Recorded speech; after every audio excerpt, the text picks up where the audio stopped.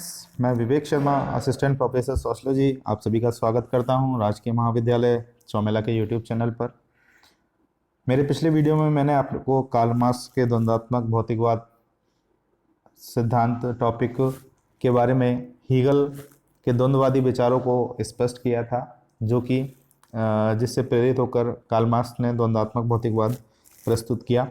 आज हम मार्क्स के भौतिक द्वंद्ववाद संबंधी विचारों पर इस वीडियो में चर्चा करेंगे। तो चलिए शुरू करते हैं मार्क्स के भौतिक द्वंद्ववाद संबंधी विचारों से। मार्क्स ने हीगल के द्वंद्ववादी विचार तो ग्रहण किए, किंतु उनमें बहुत कुछ संशोधन किया। मार्क्स ने अपनी प्रसिद्ध कृति दास कैपिटल में लिखा है, मेरी द्वंद्वात्मक प्रणाली हीगल की प्रणाली से केवल भिन्न ही नहीं बल्कि उसके विपरीत है। हीगल की रचनाओं में द्वंद्ववाद अपने सिर के बल खड़ा हुआ है।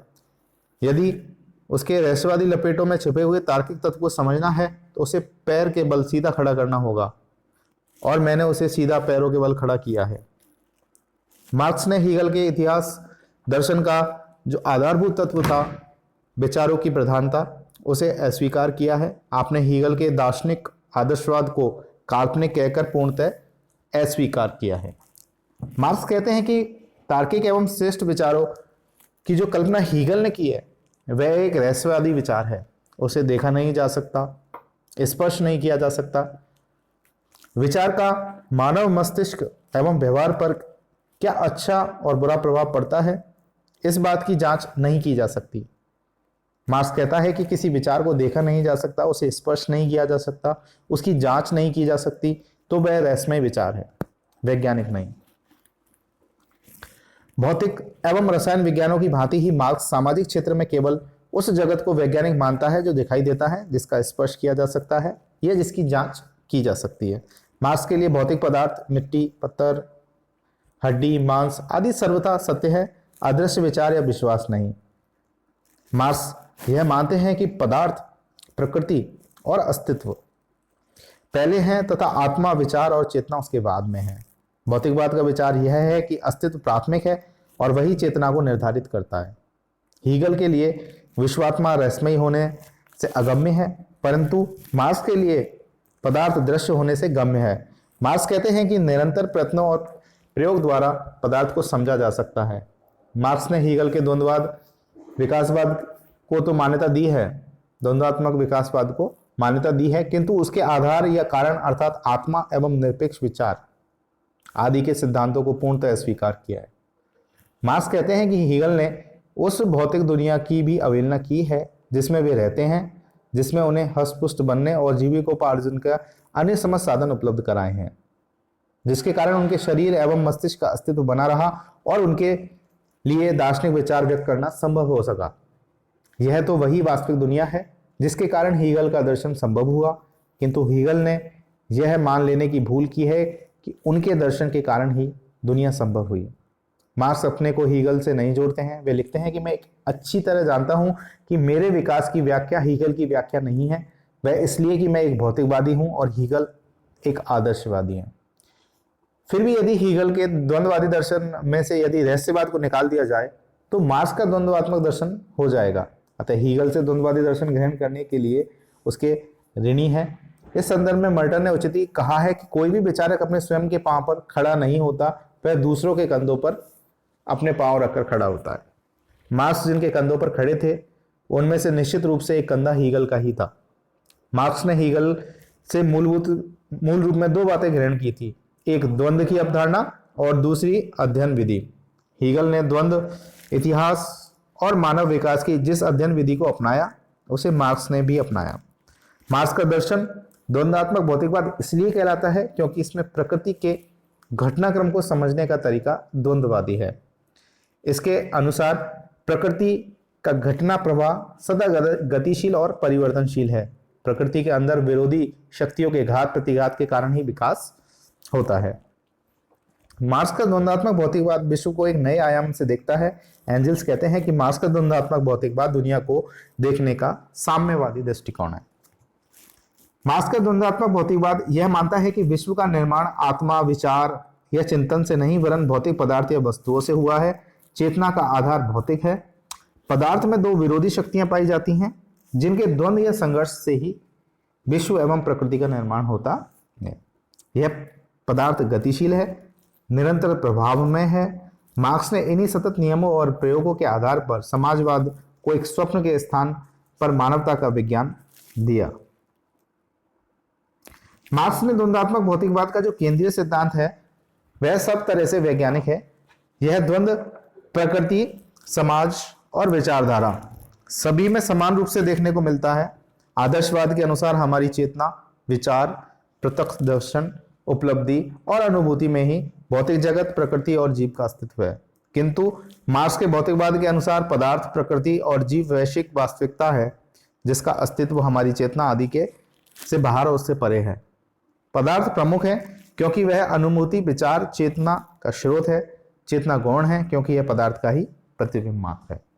मार्क्स लिखते हैं कि पदार्थ चेतना की उपज नहीं है, वरन चेतना स्वयं पदार्थ की ही सर्वश्रेष्ठ उपज मात्र है। विचार को पदार्थ से जो सोचता है पृथक करना असंभव है। पदार्थ प्रत्येक प्रकार से परिवर्तनीय है। अब हम कार्ल मार्क्स के द्वंद्वात्मक भौतिकवाद के प्रमुख लक्षणों को जानने का प्रयास करेंगे या उनकी विशेषताओं को जानने का प्रयास करेंगे। द्वंद्वात्मक भौतिकवाद के अनुसार प्रत्येक वस्तु गतिशील है। परिवर्तन प्रत्येक वस्तु में होता है। कोई भी वस्तु स्थिर नहीं है।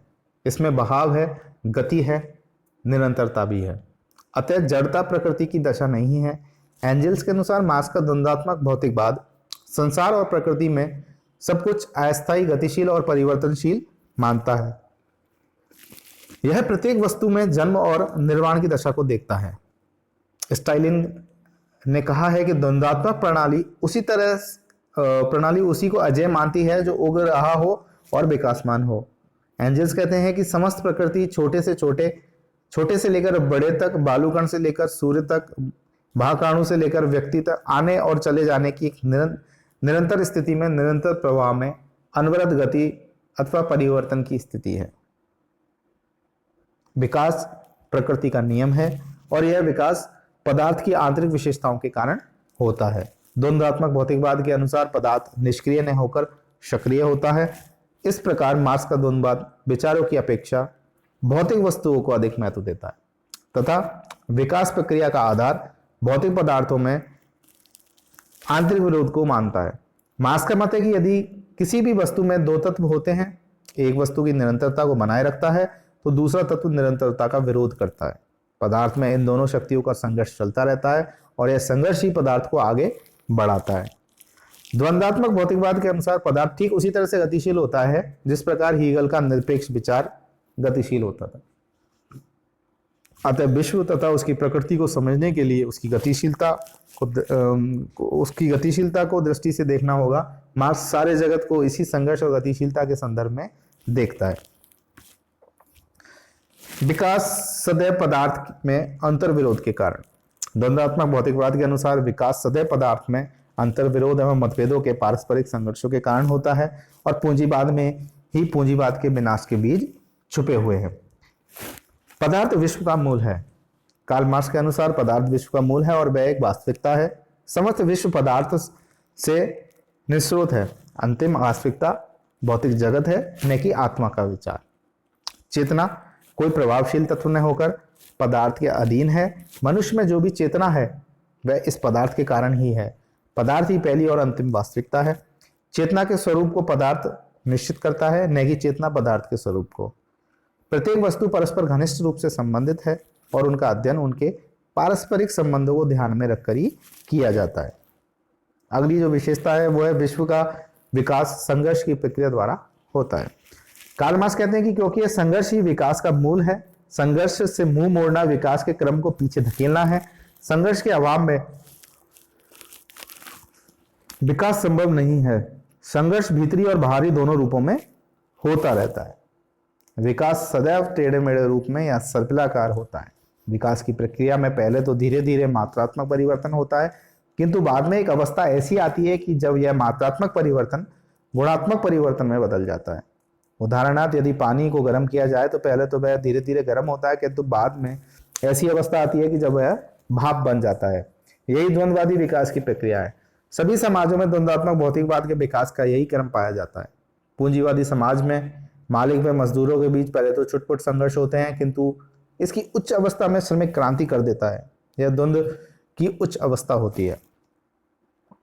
द्वंद्वात्मक भौतिकवाद प्राकृतिक जगत की आर्थिक तत्वों के आधार पर व्यवस्था करता है और पदार्थों को समस्त विश्व की नियंत्रक शक्ति के रूप में स्वीकार करता है। द्वंद्वात्मक भौतिकवाद के अनुसार अर्थव्यवस्था ही समाज का आधार है। समाज में द्वंद्व का कारण उत्पादन विधि, उत्पादन संबंध और उत्पादन की शक्तियां हैं। जब उत्पादन की शक्तियों एवं उत्पादन के संबंधों में साम्यता नहीं रहती है तो संघर्ष उत्पन्न होता है और इसी के परिणाम स्वरूप विकास होता है। अब तक हमने जिन बिंदुओं के आधार पर कार्ल मार्क्स के विचार की विशेषताओं को जाना, द्वंद्वात्मक उनसे स्पष्ट है कि मार्क्स का द्वंद्वात्मक भौतिकवाद विश्व का आधार भौतिक तत्व या पदार्थ को मानता है, जो कि अपने आंतरिक स्वभाव द्वारा विकसित होते हैं, अनेक रूप धारण करते रहते हैं। यह विकास भौतिक पदार्थों में स्वाभाविक रूप से ही निहित एवं अंतर्विरोध को द्वारा संचालित होता है। इसमें वाद, प्रतिवाद और संवाद, ये तीनों अवस्थाएं होती हैं। विकास की यह प्रक्रिया सीधी एवं सरल नहीं होकर एक बिंदु पर जाकर अकस्मात तीव्र विस्फोट की भांति होती है। यही स्थिति सामाजिक परिवर्तन में क्रांति कहलाती है, जो कभी नहीं टाली जा सकती। द्वंद्वात्मक भौतिकवाद यह भी बताता है कि संसार की कोई भी घटना अलग अलग नहीं है, वरन विभिन्न घटनाओं में एक अंतर संबंध एवं पारस्परिक निर्भरता पाई जाती है। मार्क्स ने अपने सिद्धांत की पुष्टि इतिहास की कई घटनाओं के उदाहरण देकर की। अब हम कार्ल मार्क्स के द्वंद्वात्मक भौतिकवाद की आलोचनाओं के बारे में पढ़ेंगे। मार्क्स का द्वंद्ववाद हीगल की तुलना में अत्यधिक व्यवहारिक प्रतीत होता है, फिर भी इसमें अनेक कमियां हैं। अनेक विद्वानों ने मार्क्स के द्वंद्वात्मक भौतिकवाद की कड़ी आलोचना की है, जिनको हम निम्न बिंदुओं के द्वारा समझने का प्रयास करेंगे। आत्मा की अपेक्षा। मार्क्स ने अपने द्वंद्वात्मक भौतिकवाद में आत्मा की अपेक्षा की है, जो कि अनुपयुक्त है। यद्यपि पदार्थ हमें दृष्टिगोचर होते हैं और आत्मा हमें दिखाई नहीं देती है, फिर भी व्यक्ति पर आत्मा की सत्ता का प्रभाव व्यक्तिगत अनुभव के आधार पर स्वयं सिद्ध है।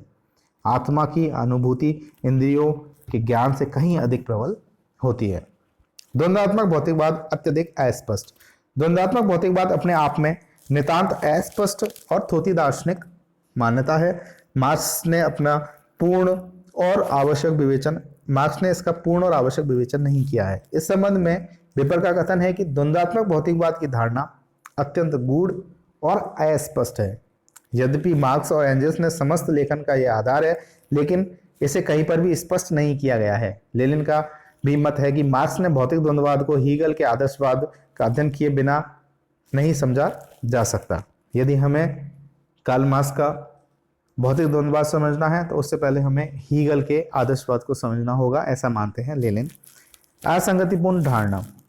मार्क्स की द्वंद्वात्मक धारणा असंगतिपूर्ण भी है। एक स्थान पर मार्क्स कहता है कि व्यक्ति अपना इतिहास स्वयं बनाता है। इसके अतिरिक्त मजदूरों को जागृत करने के लिए उसके द्वारा जिस प्रकार के उद्बोधन किए जाते हैं, उससे भी यह स्पष्ट होता है कि उसे मानवीय चेतना और क्षमता में विश्वास है। लेकिन द्वंद्वात्मक प्रक्रिया को अपनाते हुए उसके द्वारा वाद, प्रतिवाद और संवाद की पद्धति के आधार पर मानवीय इतिहास के भविष्यकालीन विकास को निर्धारित कर दिया गया है। असंगति यह है कि यदि मानव स्वयं इतिहास का निर्माता है तो भविष्यकालीन विकास को निर्धारित कैसे किया जा सकता है। ऐसे किसी यंत्र का आविष्कार तो अभी तक नहीं हो पाया है जो भविष्य में मानव मस्तिष्क की समस्त गति को निर्धारित कर सके। अत्यंत भौतिकवादी दर्शन। मार्क्स की अवधारणा अत्यधिक भौतिकवादी है। आपका मत है कि मानवीय चेतना भौतिक तत्वों के अधीन होती है। मानव जीवन में भौतिक संतुष्टि ही मानसिक संतुष्टि की आधारशिला है और मानव जीवन का सर्वोपरि लक्ष्य है। मार्क्स का यह मूल्यांकन संकुचित और त्रुटिपूर्ण है। ऐसा कहकर आपने मानव की चेतना शक्ति को नकारा है। पदार्थ में स्वयं में कोई गति नहीं होती, वे तो चेतना शक्ति द्वारा ही संचालित होते हैं। मार्क्स जिस सर्वहारा वर्ग की क्रांति का पोषक है, उसका आधार भी श्रमिक वर्ग में उत्पन्न चेतना ही है, जो उनमें पूंजीवाद के विरुद्ध भावना पैदा करती है। अब हम कार्ल मार्क्स के भौतिकवादी सिद्धांत के महत्व, उद्देश्य और उसकी उपयोगिता पर चर्चा करेंगे। पूंजीवाद का अंत एवं समाजवाद की स्थापना। मार्क्स द्वंद्वात्मक विकासवाद के आधार पर यह सिद्ध करना चाहते थे कि पूंजीवादी समाज का विनाश अनिवार्य है, क्योंकि इसमें विरोध के बीच इसमें ही अंतर्निहित है। द्वंद्वात्मक विकासवाद यह मानता है कि समाज गतिशील और परिवर्तनशील है। पुरातन का विनाश और नवीन का उद्भव ही विकास का नियम है। इसलिए पूंजीवाद निजी संपत्ति, शोषण, जमींदारों के अधीन किसानों की परतंत्रता और पूंजीवाद के अधीन श्रमिकों की पराधीनता भी चिरस्थायी नहीं हो सकती। एक न एक दिन पूंजीवादी व्यवस्था का स्थान समाजवादी व्यवस्था अवश्य ले लेगी, जिस प्रकार से सामंतवाद का स्थान पूंजीवाद ने ले लिया। मजदूर क्रांति का आह्वान एवं औचित्य। द्वंद्वात्मक प्रणाली के आधार पर ही मार्क्स ने मजदूर क्रांति और समाजवादी क्रांति को आवश्यक एवं उचित ठहराया। यद्यपि परिवर्तन के नियमों के अनुसार समाजवाद तो आना ही है, किंतु क्रांति के द्वारा उसे शीघ्र लाया जा सकता है और पूंजीवाद को समाप्त किया जा सकता है। परिवर्तन के बारे में जानकारी प्रदान करता है। मार्क्स का द्वंद्ववाद हमें विश्व में परिवर्तन के बारे में जानकारी प्रदान करता है। यह हमें परिवर्तन या विकास की प्रक्रिया के विभिन्न स्तरों, उनके पारस्परिक संबंधों एवं कारणों को भी बताता है। यह हमारा ध्यान इस बात पर भी आकर्षित करता है कि संसार में किसी भी घटना का पृथक और स्वतंत्र अस्तित्व नहीं है, वरन सभी घटनाएं परस्पर संबंधित और अंतर्निर्भर हैं। इसलिए इतिहास या समाज व्यवस्था का अध्ययन इससे संबंधित घटनाओं की एक दूसरे के और पारस्परिक निर्भरता के संबंध में ही किया जाना चाहिए। क्योंकि संसार की प्रत्येक वस्तु परिवर्तनशील है, अतः किसी भी घटना, नियम या वस्तु को चिरस्थायी, शाश्वत, निरपेक्ष और अंतिम मानना उचित नहीं होगा। वर्ग संघर्ष की अनिवार्यता। द्वंद्वात्मक भौतिकवाद के आधार पर ही मार्क्स ने समाज में पाए जाने वाले दो वर्ग, पूंजीपति वर्ग एवं श्रमिक वर्ग के संघर्ष को अनिवार्य माना, और इन दोनों ही वर्गों के लिए अलग अलग, दोनों ही वर्गों के जो हित हैं वो कैसे हैं, अलग अलग हैं। अतः वे अपने हितों की रक्षा के लिए अनिवार्य रूप से परस्पर संघर्ष करते हैं। यही द्वंद्ववाद का नियम। पूंजीपतियों के लिए चेतावनी सूचक। मार्क्स ने अपनी कृति दास कैपिटल में लिखा है कि हीगल के समय में द्वंद्ववाद अपने रहस्यात्मक स्वरूप में एक फैशन की तरह प्रत्येक चीज पर लागू किया जाता था, किंतु अपने तार्किक स्वरूप में अर्थात वैज्ञानिक भौतिकवादी रूप में वह पूंजीपति और अपने समर्थकों के लिए एक चेतावनी के रूप में काम करता है। क्योंकि द्वंद्ववाद की सहायता से जहां एक ओर विद्यमान सभी चीजों के विषय में प्रत्यक्ष बोध संभव हुआ, वहीं दूसरी ओर यह भी स्पष्ट हो गया है कि वस्तु का एक विरोधी तत्व होता है जो कि एक स्तर पर जाकर अनिवार्य रूप से विस्फोटित होता है। यह द्वंद्ववाद पूंजीपतियों के लिए एक चेतावनी स्वरूप इसलिए भी है कि यह इस सत्य को प्रकट करता है कि उनका अस्तित्व अधिक समय तक नहीं रहेगा, क्योंकि परिवर्तन प्रकृति का नियम है और प्रत्येक वस्तु को एक न एक दिन परिवर्तन के बहाव से गुजरना ही होगा। मार्क्स का द्वंद्वात्मक भौतिकवाद ऐतिहासिक विकास के सामान्य वस्तुनिष्ठ नियमों को प्रतिपादन करता है। यह सिद्धांत मार्क्सवादी विचारधारा का सफल दर्शन है।